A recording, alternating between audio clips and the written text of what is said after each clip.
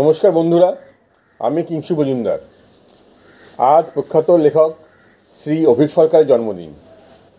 আমি আজ আপনাদের কাছে নিয়ে এসেছি তাঁর লেখা খোঁড়া ভৈরবীর মাঠ উপন্যাসটি পাঠ্যপ্রতিক্রিয়া নিয়ে। এই বইটিতে দুটি গল্প আছে, কালিয়া মাসান এবং খোঁড়া ভৈরবীর মাঠ।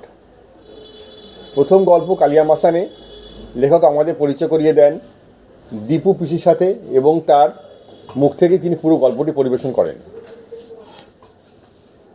তিনি পেশায় একজন জিওলজিস্ট, তাই কাজের সূত্রে বহু জায়গাতে ঘুরে ঘুরে অনেক অভিজ্ঞতা তিনি সঞ্চয় করেছেন। সেরকমই একটা অভিজ্ঞতা হয়েছিল তার বন্ধু মহুয়ার সাথে। তারা একবার ঘুরতে গিয়েছিলেন পুরুলিয়াতে।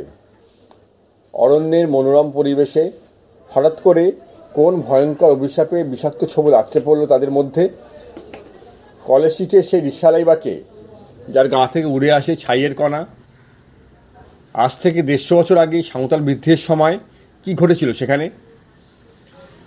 ছাইয়ে শরীর খুঁড়ে কে তুলে আনবে প্রতিশোধক রক্ত? কে বাঁচাবে অসুস্থ মেয়েটিকে নিশ্চিত মৃত্যুর হাত থেকে? মরণাপন্ন সে বন্ধুর প্রাণ বাঁচাতে মরিয়া হয়ে ওঠে আরেক বন্ধু, ছুটে যায় ভৈরবী মায়ের কাছে। শেষমেশ কী হবে, বন্ধুকে বাঁচিয়ে তুলবে সে? এমতো অবস্থায় আর কেই বা আসবে সেই বিষের প্রভাব কাটাতে?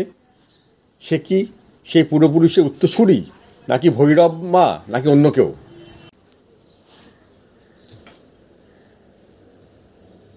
দ্বিতীয় গল্পটি খোঁড়া ভৈরবীর মাঠ।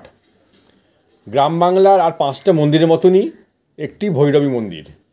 তফাৎ শুধু এটাই, দেবী মূর্তির পায়ের একটা আঙ্গুল ভাঙা। কথিত আছে প্রতিষ্ঠার সময় অসাবধানতাবশত মায়ের ডান পায়ের বুড়ো আঙ্গুলটি ভেঙে যায়, কিন্তু অঘরী সাধকের নির্দেশে দোষ কাটিয়ে সেই মূর্তি গত 300 বছর ধরে পূজিত হয়ে আসছে এই গ্রামে, যার ফলে সর্বদা শস্য শ্যামলাতে ভরপুর থাকে এই গ্রাম। হঠাৎ একদিন এই মন্দিরে ঘনিয়ে এলো বিপদ সংকেত। কার রক্ত দেবীর জিভে? কেন পরপর মারা পড়ছে গ্রামের বাসিন্দারা? রাতে ফেরার পথে পথিকদের উপর কিসের বিপদ ঘনিয়ে আসে মন্দির সংলগ্ন মাঠে? প্রতি রাতে অন্ধকারে কেইবাসী রমণী যে কিনা হেঁটে যায় ওই মন্দিরের দিকে, সে কি মানুষ, দেবতা, নাকি দানব? সেই কি পা টেনে টেনে হেঁটে ফিরছে শিকারের সন্ধানে? তাহলে কি সত্যি হলো অঘরী সাধকের সেই বাণী, যা কিনা জেগে উঠেছে 300 বছর পর?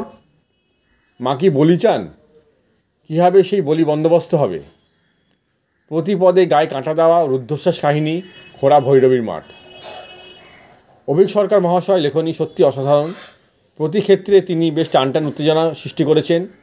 ইতিহাস, রোমাঞ্চ, ভৌতিক, অলৌকিক, তন্ত্রসাধনা সব কিছু মেলবন্ধনে লেখক এক অমূল্য সম্পদ পাঠকদের উপহার দিয়েছেন এই বইটির মাধ্যমে।